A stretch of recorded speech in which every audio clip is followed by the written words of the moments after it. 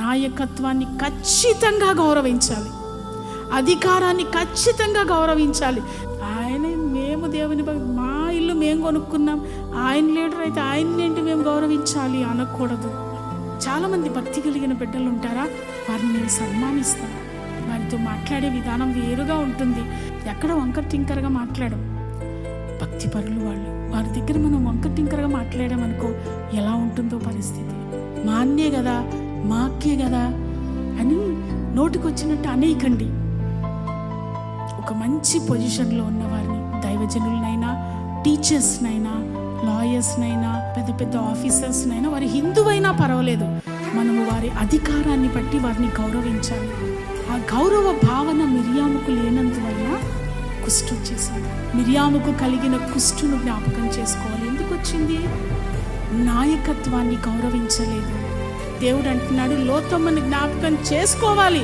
పూర్వ దినాల్లో ఉన్న భక్తి కలిగిన వారిని, భక్తిని నష్టపోయిన వారిని కూడా మీరు జ్ఞాపకం చేసుకోవాలి. ఎందుకంటే ఆ నష్టం మన జీవితంలో జరగకుండా ఉండడానికి మనం గుర్తు చేసుకుంటూ ఉండాలి. లోతమ్మని, లోకాన్ని చూడొద్దమ్మా, లోకం వైపు చూడొద్దమ్మా.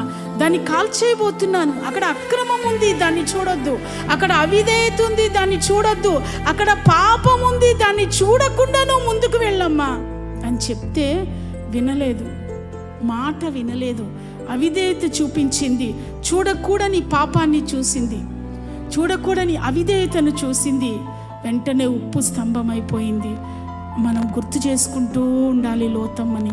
అప్పుడు అవిధేయత మన దగ్గరికి రాదు. భర్తకు అవిధేయత చూపము, తల్లిదండ్రులకు అవిధేయత చూపము, అత్తమామలకు అవిధేయత చూపము.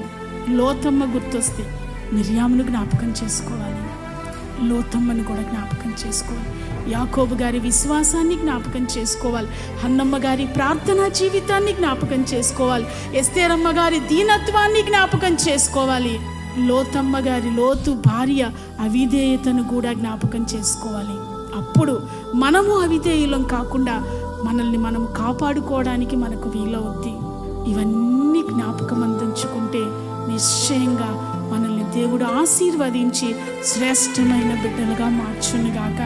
రాగల 2026 సంవత్సరంలో వీటన్నిటినీ మనం జ్ఞాపకం అందించుకుని దేవుణ్ణి స్తుతిస్తూ అలా మన జీవితాన్ని చక్కపరుచుకుంటూ నడిస్తే 26వ సంవత్సరం పాలు తేనెలు ప్రవహించే సంవత్సరంగా మన జీవితంలో ఉండునుగాక.